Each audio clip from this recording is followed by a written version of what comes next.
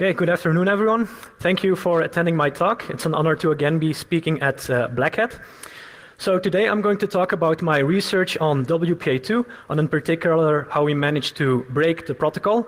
Now there's a small chance you already heard about this work under the name crack, but the research behind the Wi-Fi security that I've already been doing for a while has a bit of a history already, actually, because I've already studied the security of wireless networks during my PhD, and interestingly, a year ago when I defended my PhD, I got a question from a jury member, and he asked, hey, in your thesis you're suggesting the use of WPA2 with AES, but are you sure that's actually secure? And a year ago the answer I gave was, yeah, it seems to be secure. After all, it has been around for more than a decade and there have been no real attacks against it. And on top of that, there are mathematical proofs that state that WPA2 is supposed to be secure. However, 1 year later, I was staring at some OpenBSD code and I was specifically focusing on this function called IC-set-key. And this function basically instructs the driver into installing the negotiated encryption key. And without going into too much detail yet, I was thinking that, hey, what would happen if this function is called twice? Would the key be reinstalled? And what happens if this key is being reinstalled? And it turns out that answering this question led me to find this flaw in the WPA2 protocol. Or to put it differently, this talk is about how I gave the wrong answer during my PhD defense. So to explain what happened wrong in the WPA2 protocol, I'm going to illustrate the attack when applied against the four-way handshake specifically. The attack also applies against other Wi-Fi handshakes, but I'm not going to discuss those because the idea behind the attack is essentially the same. And after that, I'm going to discuss the practical impact of the attack in practice. And I'm also going to discuss a few misconceptions that have been floating around the internet. And finally, I will conclude the talk with a few lessons that we can learn from the research. So let's get started. Let's explain the attack against the four-way handshake. Now, the first thing I have to answer, what is the four-way handshake? And the four-way handshake is executed whenever a client wants to join a Wi-Fi network. And the purpose of the handshake is, on one hand, to verify that the client possesses the proper credentials. For example, for your home network, that the client knows the pre-shared key. And at the same time, this four-way handshake also negotiates a fresh session key, a fresh encryption key. And this encryption key is called the PTK. Now, as I mentioned, 1 year ago, I would have said that this looks secure, because there have been no attacks in more than a decade, at least if you ignore dictionary attacks. Because, of course, it's possible to guess the pre-shared key that is in use and then verify if your guess is correct. However, if you have a strong password, there are no known weaknesses in this handshake. And on top of that, the four-way handshake itself has been proven mathematically as secure, and the encryption protocol that is executed after the four-way handshake, that has also been proven as secure. So you would say that, okay, there is no possible attack against this. To explain the attack that I found, I'm now going to explain the four-way handshake in more detail. And to explain the attack, let's assume we have a client here on the left that wants to connect to the access point on the right. In order to start the four-way handshake, there needs to be some kind of shared secret between the client and the access point. Now, for your home router, that's very simple. This shared secret is essentially the pre-shared key. But if you have an enterprise network where you have to, for example, authenticate using a username and password, to obtain this shared secret between the client and the access point, first an 802.1x authentication phase takes place. Now, thankfully, we don't need to know the details about how this works. Basically, you can have this kind of authentication, which typically is some form of radius authentication, and the result of that is that there is now a shared secret between the client and the access point. And once we have this shared secret, the four-way handshake can be executed. So, as the name of this handshake implies, the four-way handshake consists of 4 messages, and the first 2, they are used to transport random numbers between both devices. So in particular, first the access point generates a random number called the access point nonce or the A nonce, and that is transported to the client. In reaction to that, the client generates a random number, which is called the supplicant nonce, so the S nonce, and that is transported to the access point. And once both these devices know the random number, know the nonsense of each other, they can derive this fresh encryption key called the PTK. And the way that is done is basically you take the shared secret that these devices have and you mix them together with these random numbers, and the result is a unique session key. Now, one thing I want to clear up here before we continue the talk is that you might have heard about this work under a different title, namely key reinstallation attacks, forcing nonce reuse in WPA2. I want to clarify that the nonce reuse does not refer to these two nonces right here. They do not refer to the A nonce or S nonce. So when I will be talking about nonce reuse, it's not about nonce reuse here during the four-way handshake, but during the encryption algorithm that we will see later. Okay, so let's assume we executed this first stage of the four-way handshake. Then, a bit simplified, the second stage basically confirms that both devices generated the same session key. So the access point sends message 3 to the client, and the client replies using message 4. And if that goes well, then both parties know that the handshake was successful, and they can install the encryption key to then encrypt data frames. So once we installed the key here, we can now start transmitting encrypted data frames. So the last thing that we now need to understand is how does encryption work in a WPA2 network once we have this session key. And let's take the following example. We want to send this plaintext data to the other client. What steps are now taken to encrypt it? Well, it's quite straightforward. We take the session key that we just negotiated, and we combine that with a packet number.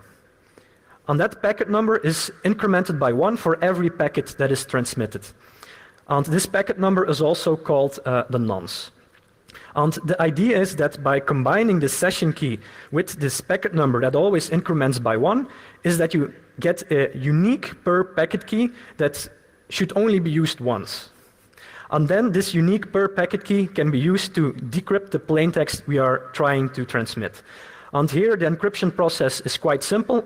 What we do is we take the packet number, we feed it to a stream cipher, we get a key stream as output, and then, as is usually the case in a stream cipher, you simply XOR the plaintext on the key stream, and you end up with the encrypted data, the ciphertext. Now, of course, we prepend a header to this encrypted data so the receiver knows the packet number, the nonce, that was used during encryption. But basically, this is the process, and you don't need to know more to understand how the attack works.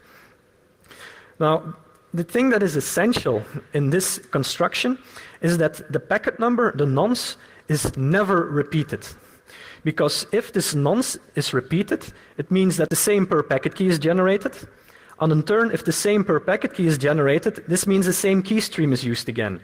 And this means you have key stream reuse. And whenever in an encryption protocol key stream is being reused, you are able to exploit that to decrypt certain packets.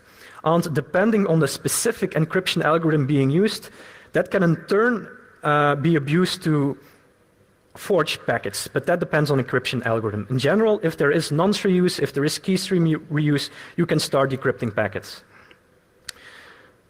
So we want to be sure that this packet number is never reused. And I already mentioned for every packet that you transmit, it's incremented by 1. So now the only question is still that how is this packet number initialized? And the answer is here very simple. When you install the key, the packet number is initialized to 0. The nonce is initialized to 0. And this makes complete sense. You want a number that is only used once, so you initialize it to 0. For every packet you send, you increment it by 1. So you think, okay, this number will probably never be reused because, yeah, if the number would overflow, you would start a completely new handshake and generate new keys. However, we did find a way to force reuse of this nonce, and the way we did that is that we can force a reinstallation of the key, which will again initialize this nonce to 0. So how does that work? Well, let me explain the attack. Again, with the following scenario, you have your client on the left that wants to connect to the access point on the right.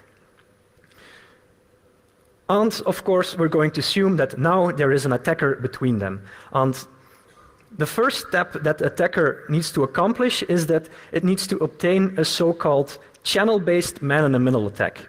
Now, what do I mean with that? What I mean with that is that basically the attacker clones the original access point on a different channel. For example, let's say that the original access point is on channel 6, and the access point now clones it on channel 1. Now, just to be clear, this man-in-the-middle position won't yet allow the attacker to decrypt any packets. It's simply going to forward packets. Because what it does, it will clone the access point on a different channel, and then the client will try to connect to this access point on this rogue channel. In this example, the client would try to connect to the network on channel 1, and the adversary, the man in the middle, will simply forward the frames that are sent on channel 1 to the channel 6, which is the real channel of the access point. Okay, so we can assume that the attacker has this man in the middle position. And this man in the middle position will allow the attacker to reliably block packets. Because if the attacker doesn't forward a packet between these two different channels, well, that's equivalent to blocking a packet from arriving at the destination. So what happens during the initial stage of the Wi-Fi handshake is that the attacker will simply forward any frames that are transmitted. In particular, the first 3 messages of the 4-way handshake, they are simply forwarded between both devices. However, once the client sends message 4 of the 4-way handshake, then the adversary will not forward that packet to the real access point, and it will block it from arriving. Now, what's interesting here is that if you look at this perspective from the client, then the 4-way handshake completed successfully. After all, it received message 3 of the handshake, and it replied using message 4. So it thinks that the handshake is complete, and it will now install the session key here at the bottom. However, if we continue with the handshake, then we observe that the access point did not receive message 4 yet. So according to the access point, the handshake hasn't completed yet. And it tries to recover from that by trying to retransmit message 3 of the handshake, because it assumes that this message probably did not arrive at the client, and that's why it didn't get a response.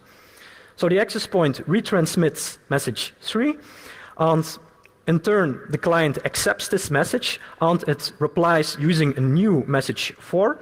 And interestingly, this message 4 here is encrypted at the link layer. And we will abuse this observation later on in the attack. Now, why is this handshake message suddenly encrypted at the link layer?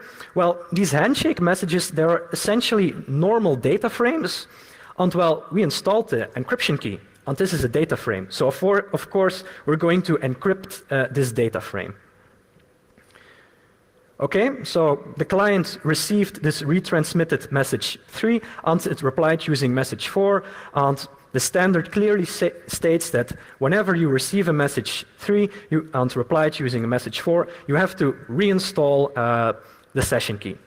And this is where it goes wrong, because now it will again install the encryption key, and as a result of that, it will reset this packet number, this nonce, to 0.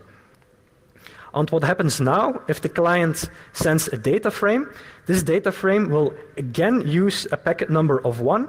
In other words, if you look at these 2 encrypted data packets, the same nonce is used, which also means that the same key stream is being reused. So how can we now use this nonce reuse to decrypt contents of this data frame? Well, we're going to look back at these 2 message 4s that have been transmitted. And if you look at the first message 4, that was sent in plain text. And then the second message 4, which was a retransmission, that was sent in an encrypted way. And there's a small difference between these 2 frames, but most of the fields are the same. So essentially what we have is we have one version of the packet is sent as plain text, and one version of the packets is sent encrypted. So we simply XOR these two, and we get this key stream that corresponds to the nonce value of 1. And now that we have this key stream, well, we can simply XOR it with the packet that was just transmitted, and we get the decrypted plain text, and there we go. We have broken WPA2. So this explains the attack against the four-way handshake. Now, other Wi-Fi handshakes are vulnerable to similar attacks. For example, you also have the group key handshake, where we can apply a similar attack. We also have the FT handshake.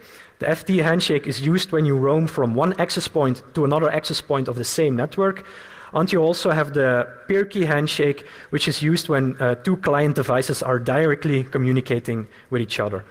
Now, I'm not going to explain these in detail. If you want to know all the details, I'm going to refer you to our academic paper, where it's explained very clearly. Okay, so we now know how to execute the attack against the four-way handshake, and we know that we can decrypt packets. But what exactly is the impact in practice? And the first thing I want to mention is the general impact of a key reinstallation attack. So let's say that we have a device that is vulnerable to a key reinstallation attack. For example, this can be an access point, or it can also be a client. A client means a smartphone, a laptop, or maybe a toaster if it supports Wi-Fi. That's also possible these days. And if your device is vulnerable, as I just explained, the first thing that is possible, if when it sends encrypted data frames, then we can force nonce reuse, which in turn can be used to decrypt packets sent by the device under attack. But there's also a second attack that you can perform. And the other thing you can do is that you can replay packets towards the device under attack. Now, why is that possible? That's possible because if the victim reinstalls the encryption key, it will also reset the receive replay counter. And the receive replay counter, as the name implies, it's used to detect replays. And if this number is reset, you can replay old frames to the device under attack.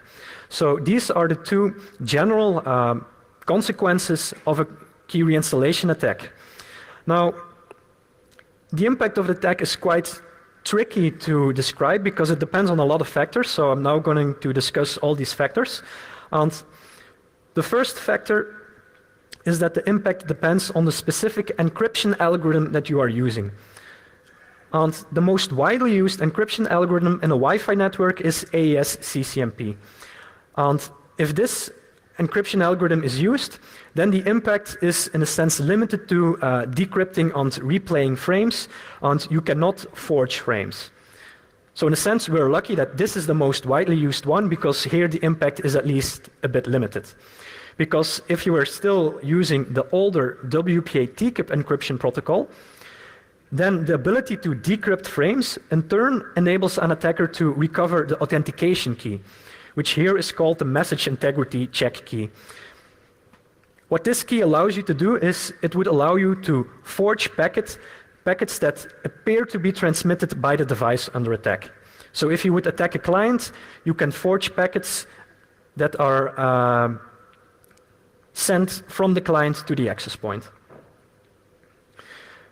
Now, there is also a third encryption algorithm, which is called GCMP, and currently people are trying to market it under the name YGIG, and some expect this algorithm to be adopted at a very high rate. Of course, we'll see what will happen, but the impact of our attack is quite high if GCMP would be used. And the reason the impact is high because not only can we recover the authentication key if GCMP is used, we can use this authentication key in both communication directions. So once we recover this key, we can forge frames sent from the client to the access point, but also from the access point to the client. So in a sense, we got lucky that GCMP isn't widely used yet, because otherwise the impact would have been higher than it is today. Now, another thing that influences the practical impact of the attack is the specific handshake you are attacking. For example, if we are targeting the group key handshake, in that case, we would be attacking the client. However, we would only be able to replay broadcast on multicast data to the client. So just to be clear here, the group key handshake is used to distribute the key that is used to encrypt broadcast on multicast frames to clients. Now, the reason the impact is quite low for this handshake is because the client is never sending real encrypted broadcast frames. Why is that the case? Well, let's say we have the network shown here, and the client on the left wants to send a broadcast frame. The way this is done on a Wi-Fi network is the client first sends this broadcast data frame as a unicast Wi-Fi frame to the access point. And then the access point broadcasts it as a real Wi-Fi broadcast frame. And the idea is that then all clients connected to the access point will receive this frame. But this implies that the client is never sending actual encrypted broadcast Wi-Fi frames, meaning it will never reuse the nonce when sending broadcast data because, well, it just never sends broadcast frames. However, we can attack the client and reset its replay counter, meaning we are able to replay broadcast data towards the client. However, the ability to replay broadcast data, in practice, the impact of that is usually quite low. However, if you would be attacking the four-way handshake, like I just explained, then we are again attacking the client. And in this case, we can generally replay on decrypt frames. And depending on an encryption algorithm, we might also be able to forge frames. Now, the third handshake we can attack is the FT handshake. As mentioned, this handshake is used when you roam from one access point of a network to the same network but a different access point, and this handshake is to switch very quickly between these two access points. And against this handshake, we are attacking the access point, not the client. And again, the impact is the same as the four-way handshake. We can replay on decrypt frames, and possibly we can forge frames. However, an important remark when you attack the FT handshake is that it's easier to attack, because we no longer need this channel-based man-in-the-middle position to block certain packets from arriving at the destination. As an attacker, we simply need to be near the victim. We need to be able to sniff the packets that the client is transmitting, and then we can simply replay that packet continuously to cause these nonce resets in the access point. So to summarize, when you attack the four-way handshake, you need this channel-based man-in-the-middle attack, but when you attack the FT handshake, you don't need a man-in-the-middle attack, you simply need to be close to the device, so it's much easier to attack. Now, another element that influences the impact of the attack is the specific implementation you are attacking. For example, if we consider iOS 10 or Windows, then the four-way handshake is not vulnerable because these two operating systems don't really follow the standard.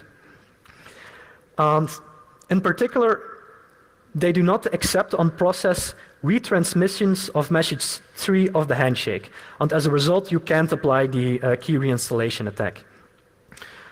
However, I do want to remark here that these two operating systems are vulnerable to the group key handshake attack, which allows you to replay broadcast frames. For some applications, that can be a security issue, but again, the impact is lower than being able to decrypt unicast traffic, of course. One remark here I also want to give is that if you use iOS 11, it does accept retransmissions of message 3, meaning the four-way handshake is vulnerable, at least if you use an unpatched iOS 10 device. Now, against Linux, we also found a very interesting flaw. Namely, if you use the Wi-Fi client on Linux, which is called WPA supplicant, and in particular, if you use version 2.4 or higher, then instead of reinstalling the key, it will install an all-zero encryption key. And then, of course, all your security is gone. Now, how is it possible that this client is installing an all-zero encryption key? I mean, you're probably thinking, why on earth are they doing that? Well, to explain this, let's again use a scenario where the client, in this case the Android, is connecting to the access point on the right. And in this case, we're going to zoom in a bit on the Android device, and we're going to look at the two components that implement Wi-Fi. We have first here on the left WPA supplicant, which implements the four-way handshake. And we also have the kernel, in this case Linux, which will take the negotiated encryption key and will use it to encrypt data frames. And the way the attack now works to cause Android or Linux into using this all-zero encryption key is that we again assume that we have a man-in-the-middle position. So again, as an attacker, you are able to block packets. And similar to a normal key reinstallation attack, we execute the first part of the four-way handshake without any modification. We simply forward the frames. However, the attacker does not forward message 4 to the access point, which is completely the same idea as when attacking the four-way handshake, in a normal situation. Now, the particular thing that WPA supplicant on Linux does is that after receiving message 3 and sending message 4, it will command the Linux kernel into installing the negotiated encryption key. And the Linux kernel, in turn, will instruct the driver to save this encryption key so the driver can then start encrypting data frames. Now, this means that the encryption key is stored in the driver. And WPA supplicant no longer needs to keep track of this encryption key, so it will clear it from memory. And it will set this buffer where the encryption key is saved to all zeros. So if we now continue with the handshake, and well, with the attack, and if the access point now retransmits message 3, then WPA supplicant will accept this message, it will reply using message 4, and then it will try to reinstall the key. And it will instruct the Linux kernel into saying, hey, please install this encryption key, and this encryption key is saved at this buffer in my memory. But of course, that buffer has been cleared. It's all zeros. So now it's instructing the Linux kernel to install an all-zero key. And of course, once you're using an all-zero key, you can intercept all data that the client is transmitting, and you can also send any data to the client that you want. So at this point, you may be wondering, like, is my device affected? And you can use the scripts at the following URL to test if your device is affected by an attack. You can use these scripts to test both client devices and also access points. And I personally tested this on Kali Linux, so it works on, for example, a virtual machine. Now, I do advise you to use a Wi-Fi dongle that we tested or someone else has successfully used, because sometimes the hardware encryption of the Wi-Fi dongle might interfere with our test script.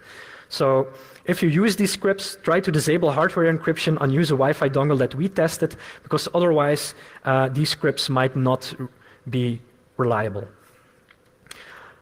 And one thing you're likely going to notice is when you are going to test if devices are affected is that some clients will still be affected. And they will also be affected in half a year, on the year, because they don't get updates. Luckily, we can try to mitigate this problem somewhat. In particular, we can modify the access point so that clients that are connected to such a modified access point are not vulnerable to the most serious attacks that we discovered. In particular, if we modify an access point such that it no longer retransmits message 3 and that it doesn't retransmit the first message of the group key handshake, then any client that is connected to such a modified access point can no longer be attacked against the four-way and group key handshake. Now, even though this works, it's a bit unclear what the impact on practice is about these modifications, because it might make the handshake a bit more unclear, for example, when there's a lot of noise and frames are lost. And of course, it's still the case that if your vulnerable device is connected to an access point that doesn't implement these extra modifications, then it of course can still be attacked.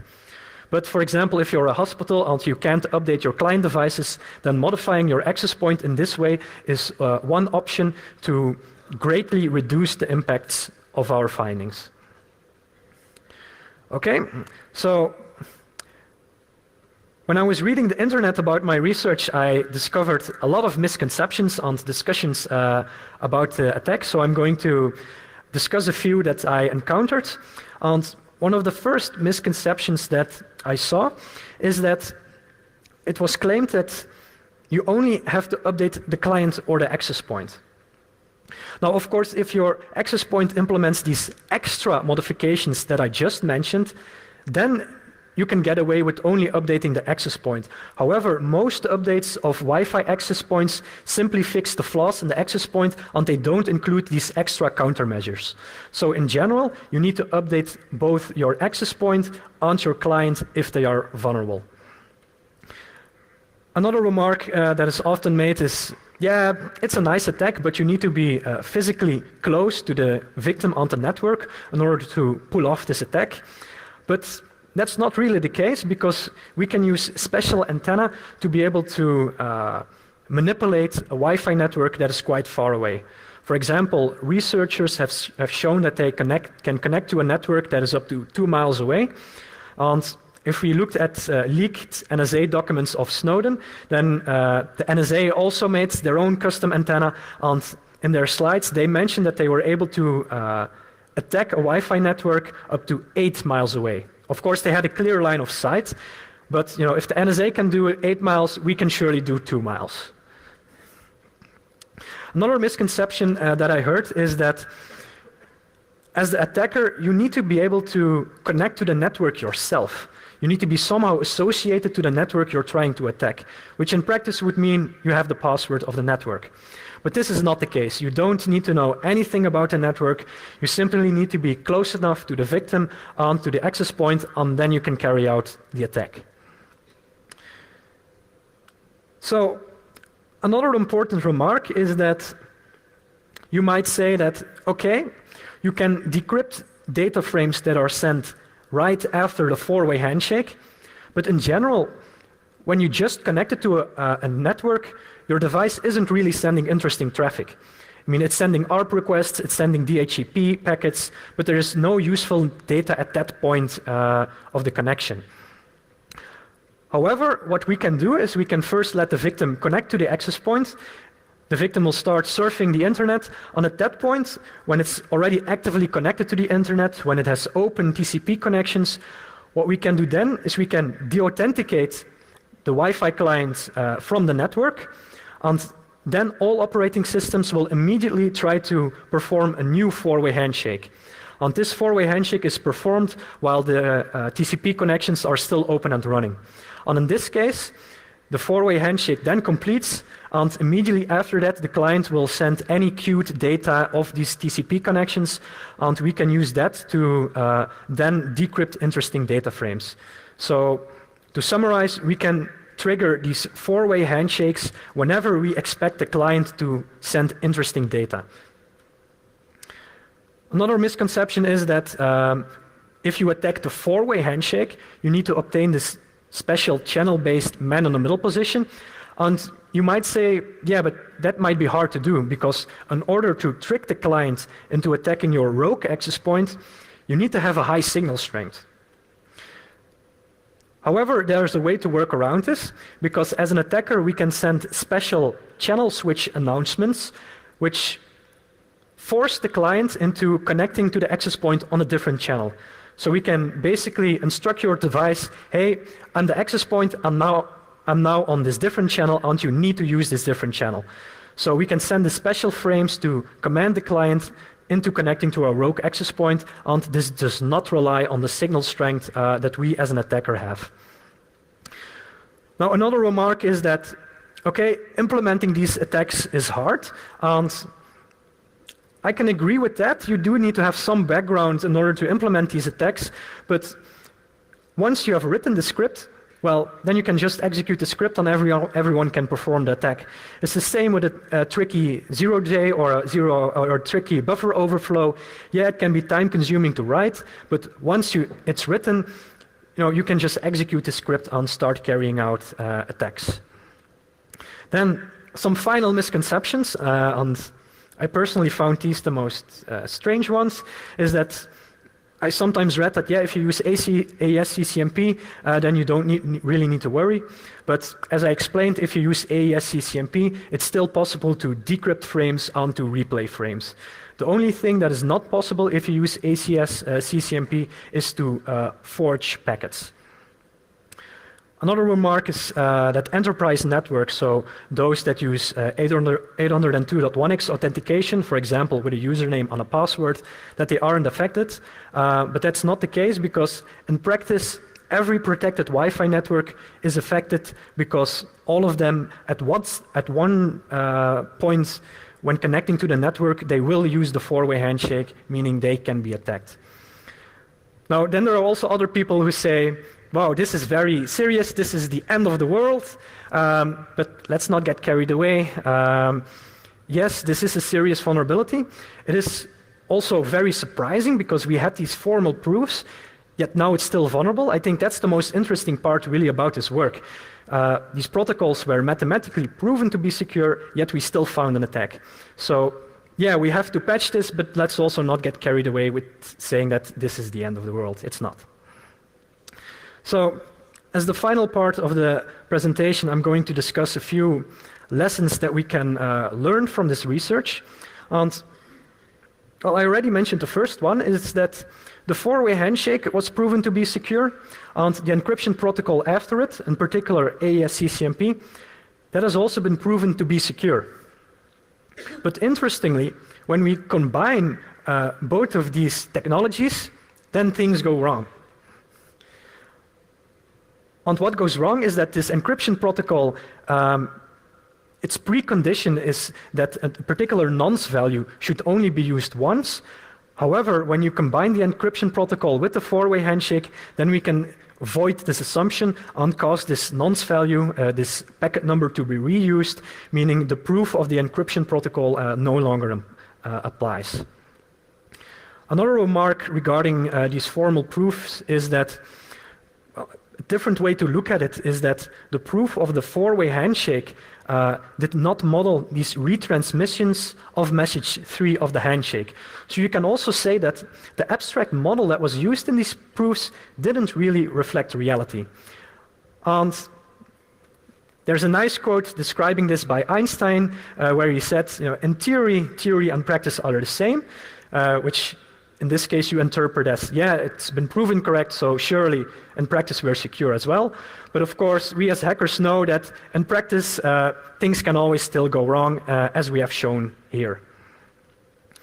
Now, a second lesson that we can learn from this research is that we should keep protocols and implementations simple, because they are easy to mess up. And one example is that during the research, we studied version 2.6 of WPA supplicant, and we thought that it wasn't vulnerable to an attack against the four-way handshake. But it turned out that once we were notifying companies, someone did find a method to exploit WPA supplicant 2.6. So the lesson here is even we didn't immediately find this attack. So really, it's just very hard to sometimes manually audit programs, and the way to address this ideally would be to formally verify implementations, or at least important parts such as a crypto implementation.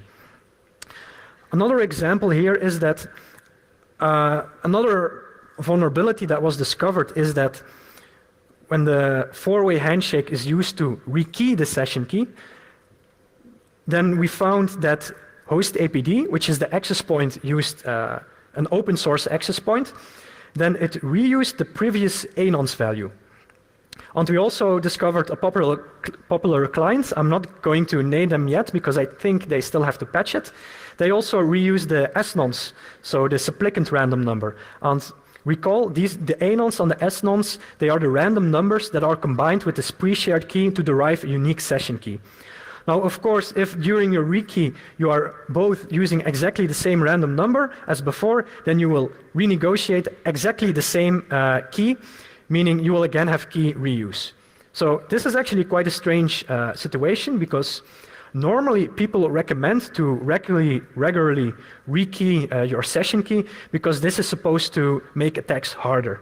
However, if you have a vulnerable implementation, then it might actually reduce your security. For example, if you use this client with host APD, then you should not be rekeying your session key. And interestingly, in documents that are leaked by WikiLeaks, in particular a certain CIA document, there they also warn that rekeying functionality introduces unnecessary complexity, and therefore this might introduce bugs. And this matches very well with what we just found. We found that if you try to add features to a protocol, for example, efficient rekeying functionality, well, that increases the complexity of the protocol, it increases the complexity of the code, and that can lead to vulnerability. So the lesson here is keep your protocols simple and keep your implementation simple as well. And finally, the last lesson that we can learn is that the specifications and the standards that we use, they need to be sufficiently rigorous. In particular, if you look at the early version of the WPA2 standard, then the state machine which describes how the Wi-Fi client is supposed to be implemented, it doesn't really define when messages are accepted. You simply have this kind of pseudocode. Now, you don't need to be able to read this, but basically this code says that what should happen if you receive a particular message, but it does not say when a particular message is supposed to be accepted or not. And in practice, we see that iOS 10 and Windows indeed don't accept retransmissions of message 3. Now, I can forgive them a bit because the standard was unclear. If you look at an amendment to the Wi-Fi standard, we can see that it now better defines the state machine. We now have this block diagram here on the right, which better shows the steps that have to be walked through. So it's more clear when certain messages have to be accepted. But still, if you look at it, some terms and cases are still a bit unclear.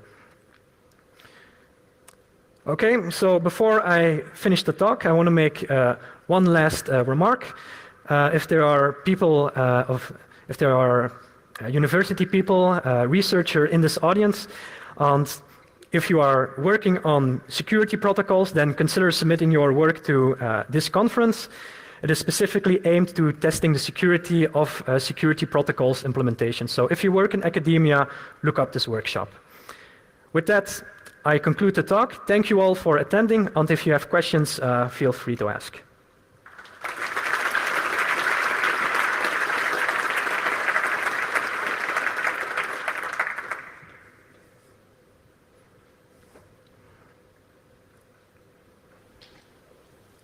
Hi there, from the back. I have a quick question. We found out yesterday that Apple just, in the past week in iOS 11.2, patched this vulnerability for devices other than the iPhone 10 or the iPad Pro. Any thoughts on why it might have taken so long? Like you said, iOS 11 had some vulnerabilities.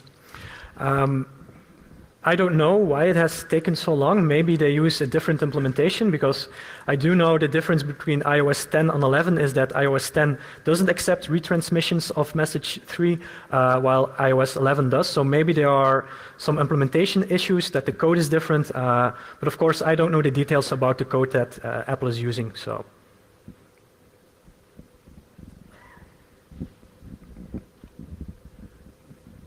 Hi, I just wanted to clear up. So in the normal situation of the four-way handshake, message 4 sent by the client to the access point is unencrypted. That's before the installation of the key, right? Yes, so normally message 4 should be sent unencrypted. Yeah, and then when the attacker who's in the middle blocks a message 4, and then the second time message 4 is sent, that's encrypted. Isn't that unexpected from the point of view of DAP? How does DAP handle this encrypted message 4? That is indeed unexpected, because the Wi-Fi standard, if you read it very carefully, says that message 4 should always be sent unencrypted. However, we found that nearly all implementations will send it in an encrypted way. And when the access point receives this encrypted message, it will just drop it because the access point hasn't yet installed the key, meaning eventually the handshake will time out. So that's actually a reliability problem in implementations. And to prevent the access point from dropping it, could the attacker maybe block this message as well, and then after, can it replay the previous unencrypted frame that it had blocked, or is that not possible? So you're asking whether it can replay the first message 4? Yeah, that was initially blocked. Yes, so that depends on the specific access point implementation. For example, the open source host APD access point, if you then forward this old message 4, then it will accept it. However, other access points will no longer accept this older message 4 because they only accept the most recent one. Okay. So it depends on implementation. Yeah, thank you.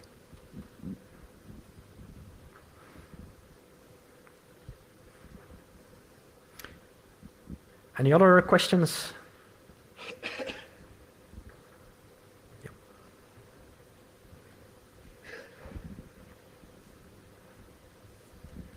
Hey, thank you for the great talk. I have a quick question. If we patch all access points, which no longer transmit the message 3, why should I also patch my client? So, of course, if you are somehow able to patch every access point that exists, then you reduce the impact of the attack, but it's still possible to, under certain special cases, attack the group key handshake, so you would still be able to sometimes replay broadcast on multicast frames. So of course, if you live in an ideal world and you can patch every access point, then yeah, you can greatly reduce the impact of the attack, but in practice that's not an option. But for handshake is no longer concerned. If you patch the access point and your client is connected to the patched access point, you can no longer attack the four-way handshake. And you can't attack the group key handshake. However, there are other ways to still mess with the group key. But the four-way handshake is safe then. Oh, okay, thank you.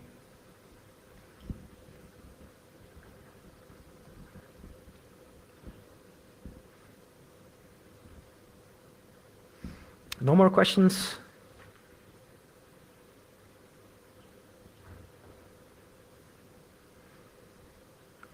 No? Okay. Again, thank you for attending the talk.